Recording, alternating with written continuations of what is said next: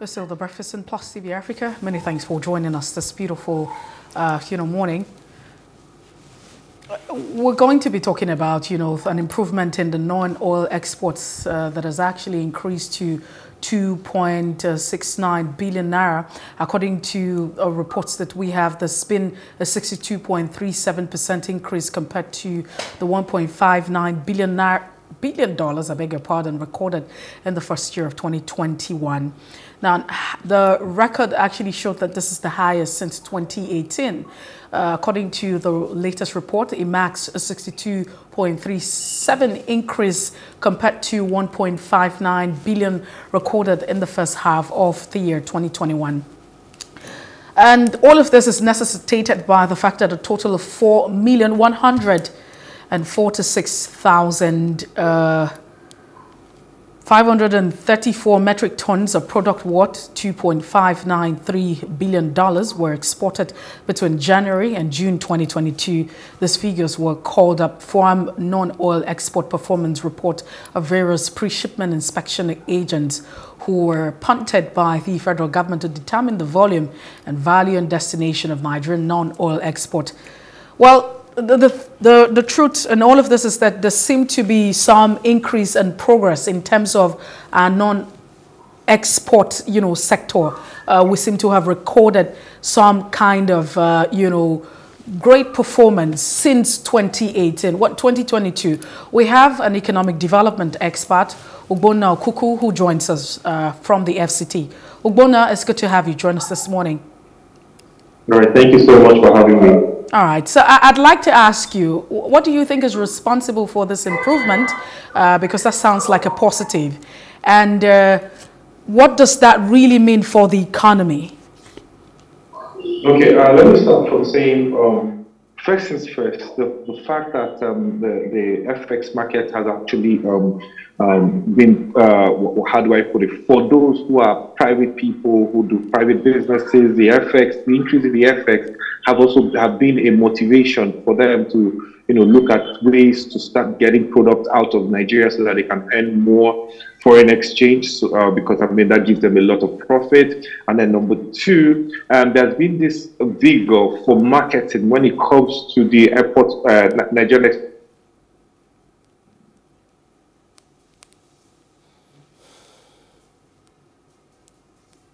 Ogbonna, can you hear us? Oh, unfortunately, we have been disconnected with Ogbonna Ukuku, and that's because of the network issues. But we hope that that's also resolved in no time, and we have him back sharing his thoughts. It's a positive. Once upon a time, we're talking about the fact that there's been, an increased performance since 2018 from the non-oil sector. We're the time where the country is grappling with revenue issues. I always use this as an example most of the time. The countries like Thailand, when it comes to if we are the largest producer of cassava, can earn less than $100 million from cassava, and the second largest producer of cassava is earning about $100 billion from the same cassava. That shows that there's something that they are doing we're not doing. So it goes to show, yes, it's possible, so that if we put in energy, work, strategy, we'll be able to do a whole lot more. All right. This is quite interesting, in the light of the importance of foreign exchange these days to the Nigerian economy. What ways would you suggest that, would you think Nigeria is really scratching the surface as far as the potential is concerned? Getting over $2 billion is good, but is Nigeria really, fulfilling its potential, even to, let's say, an average extent by what you've observed? If no, what do we need to put in place to at least get to half of the capacity or potential for export that the country has? Now, let's even start from, okay, what are the goods that are actually, helping us get to that point where we can even record some exports? We're looking at agriculture. Now, agriculture in Nigeria, have we been able to take agriculture from where it from where it is to where it ought to be? I can tell you no. Why? Because when the inputs, the kind of farming that we do, The technology advancement when it comes to agriculture have not gone as far as they ought to go. I'm making up, I mean, based on the people we're competing with, don't forget, this is our participation in global value chain when it comes to export of goods and services. Now, I'm looking at our infrastructure. Do we have enough infrastructure to take goods out of the farm gates to the export corridor? Now, we bring you to the real issue at the export corridor. You and I know we're still discussing the grid, the log grid at Papa. So from what means do they take these goods out? And if you begin to look at how many cargo airports do we have in Nigeria? So there are so much. The logistics is such a difficult thing to do in Nigeria. So there has to be more effort towards being able to support the export, the export corridor, which is a lot of work. Now, which brings me to the next issue, the financial engineering. An organization like Nigerian, the Nexim, Nigerian Export, the Nexim, the Import Bank. Import Bank, yeah. What effort are they making? Are they collaborating to see what products that we can create, to be a bit more creative, to see how SME owners will be able to take goods out of the country? Are they even helping create markets for some of these entrepreneurs? So there's so much, the connections we have, the access to markets. So there's so much work that needs to be done. And then I just talked about agriculture. There is solid minerals, which we have not even touched. For you to do solid minerals, these are heavy metals. For you, you need to look at how you do the exploration. After the exploration, your railway system has to work because they're heavy metals, you can't carry them on the road. It's too expensive for you to carry on the road. So that means there has to be a connection to the export corridor again with the railways. So there's a whole lot of work that we need to do, but it has to be deliberate. And then if we call it something that we want to achieve, it's achievable. So, Ogbonna, I'm really concerned about, how we're able to establish this kind of progress, or the increase that we have recorded, according to the report, as something that's not happened since 2018. We also remember that there's been a global recession, and COVID-19 was also part of all of that. So, what exactly happened? What was responsible for the improvement for this particular growth that the non-oil sector experienced? There was doggedness, when it comes to entrepreneurs, because there's the motivation that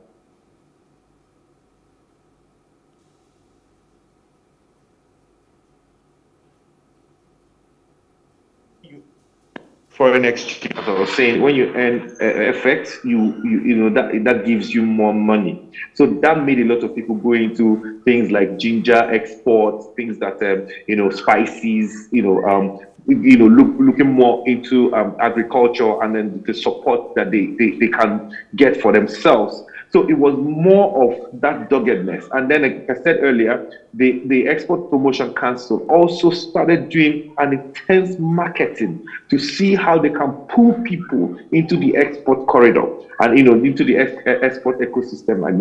So that actually gave rise to some of these things that you have seen today. So it's not like the major thing has been done, but those little efforts, like I said, is actually what gave rise to the increase that you have seen right now. Let's look at the Nigerian Export Promotion Council and some of the initiatives that they've taken. You said that we could do better as far as getting the export promotion or export activities in Nigeria, the export sector going. We've not even scratched the surface. He talked about solid minerals in agriculture, non-oil export studies. But the NEPC has formed what they call, today I'm seeing the news, they formed what they call State Committee on Export Promotion. They say this is to intensify efforts to boost exports at a grassroots level to aid the country's economic growth and development. What do you think about this this new State Committee on Export Promotion set up by the NEPC across the states? Do you think this will drive, the non-oil exports? How can state governments key into this initiative you suggest?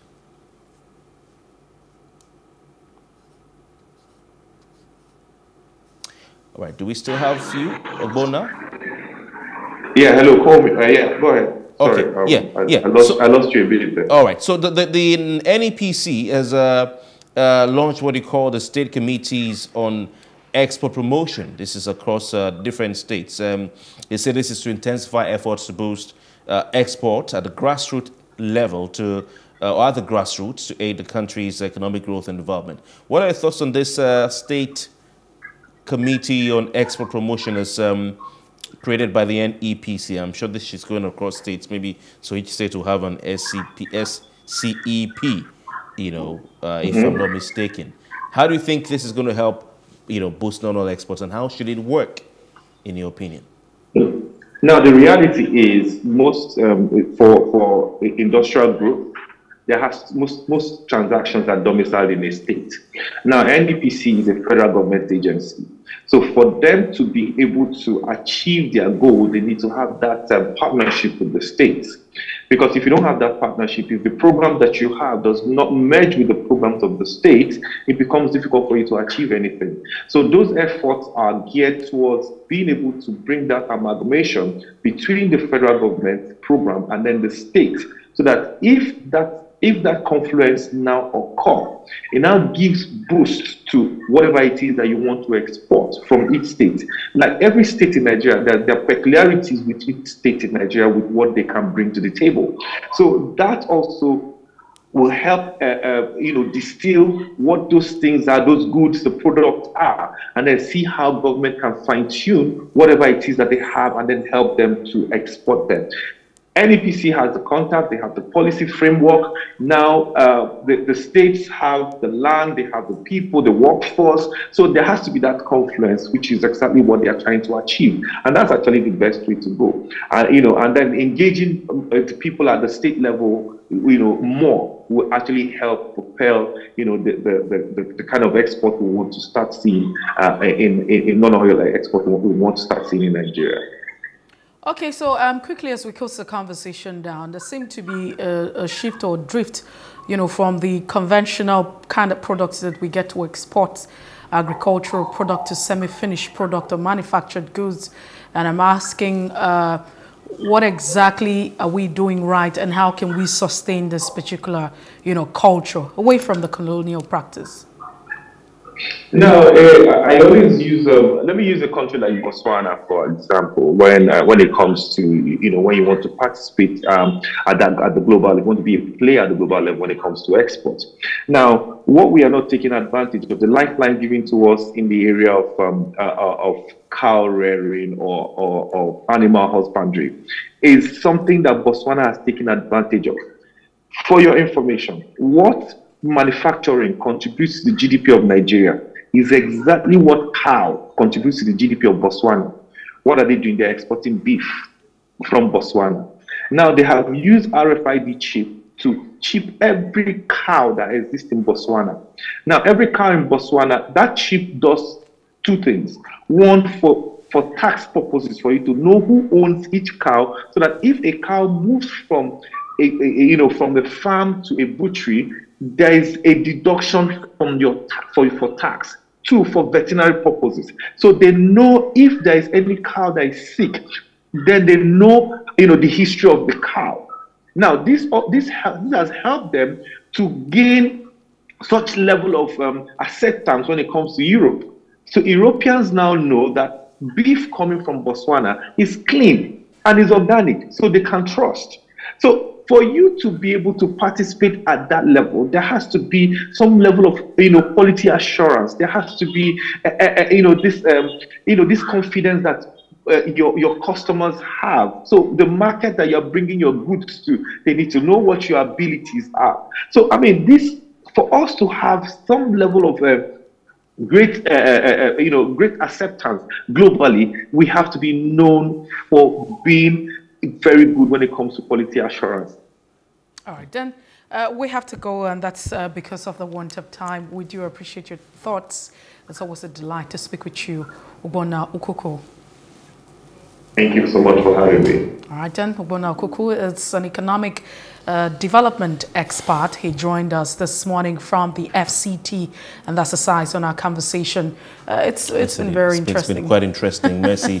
I wish Ogbonna could go on and on, even Shegun Shopito. But I admire your resilience to defend the banks. I mean, you're not saying oh no, let's not even go there, Kofi. But they can do better. No. Give us what is due. You know, maybe we will join the Danfo drivers in Lagos to go on strike and we won't put our money in banks. People are keeping their money at home. No, but everybody's going to take their money out, especially those who have it in the colo and the piggy banks. Right? So you have to bring it out. Right. That's what it is. Well, for those of us who are cashless, we don't have any problem. We have to go. Please follow us on social media handles at PlusTvAfrica on Facebook, Twitter, Instagram, and YouTube. We have a second account on YouTube called PlusTvAfrica Lifestyle. You can watch our programs there, clips of previous editions, and of course our live stream always on there. My name is Kofi Bartels. Thank you very much for your time. And just as a disclaimer, I'm not defending the banks. I'm just stating what it is. And that's it. I am Mercy Iboko. Do have a great morning. Good morning.